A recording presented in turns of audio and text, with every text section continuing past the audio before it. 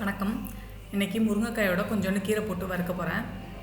அதுக்கு நான் ஒரு மீடியம் சைஸ் வெங்காயம் கட் பண்ணியிருக்கேன், ஒரு பெரிய தக்காளி கட் பண்ணி வச்சுருக்கேன், 2 ஸ்பூன் எண்ணெய் சேர்த்துருக்கேன். இப்போது வெங்காயம் போட்டுக்கலாம்.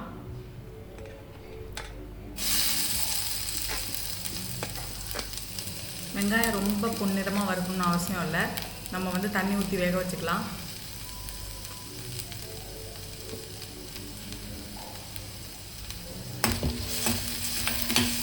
லேசாக அந்த எண்ணெயில் வதக்கி விட்டுக்கலாம்.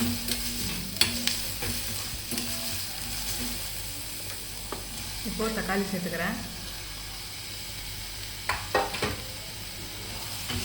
தக்காளியும் வெங்காயமும் இந்த எண்ணெயிலே வதக்கி விட்டுக்கலாம்.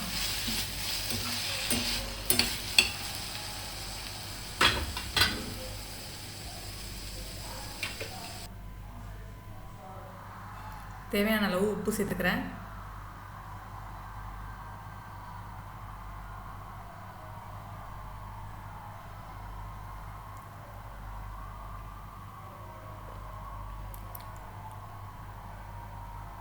இப்போது தண்ணி கொஞ்சமாக ஊற்றி வேக வச்சுக்கலாம் வெங்காயமும் தக்காளியும். மஞ்சள்தூள் சேர்த்துக்கிறேன்.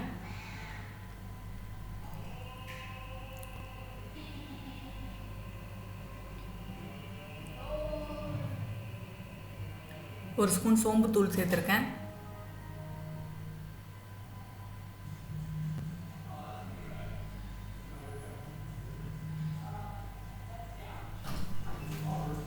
இப்போ ஒரு ஸ்பூன் மிளகாய்த்தூள் சேர்த்துருக்கேன்.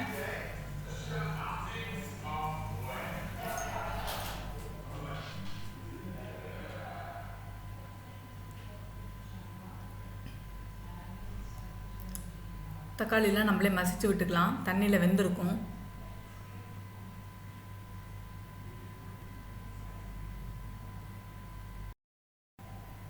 இப்போது தக்காளியும் வெங்காயமும் ஒன்று சேர்ந்த மாதிரி வெந்துடுச்சு. நம்ம முருங்கைக்காய் சேர்த்துக்கிறேன். முருங்கைக்காய் சேர்த்துக்கிட்டு ஒரு வாட்டி பிரட்டி விட்டுக்கிட்டு தண்ணி ஊற்றி முருங்கைக்காயை வேகிற அளவுக்கு தண்ணி ஊற்றி வேக வச்சிடலாம்.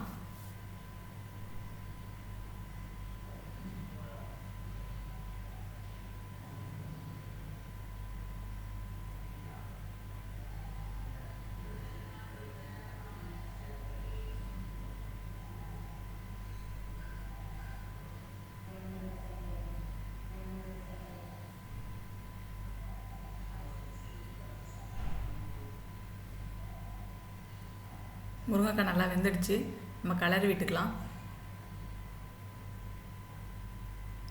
இப்போ கொஞ்சோண்டு நான் கீரை கட் பண்ணி வச்சுருக்கேன், அதை சேர்த்துக்கிறேன். ஒரு கைப்பிடி வெந்தயக்கீரை இருந்துச்சு, நான் அதை கட் பண்ணி சேர்த்துருக்கேன்.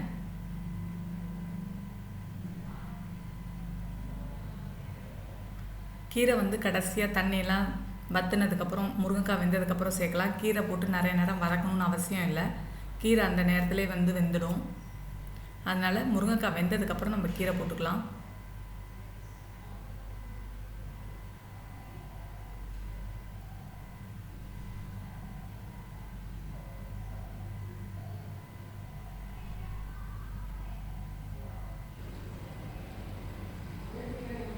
நான் என்ன வறுவல் செஞ்சாலும் அதில் ஒரு ஸ்பூன் கருவேப்பிலை பொடி போட்டுக்குவேன். அந்த மாதிரி இதில் நான் சேர்த்துக்கிறேன்.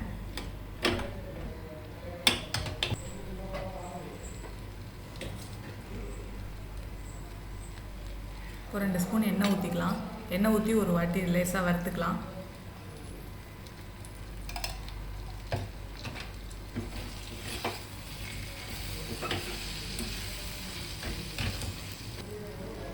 கீரை வெங்காயம் தக்காளி எண்ணெய் ஒன்று சேர்ந்து வந்ததுக்கப்புறம் நம்ம இறக்கிடலாம்.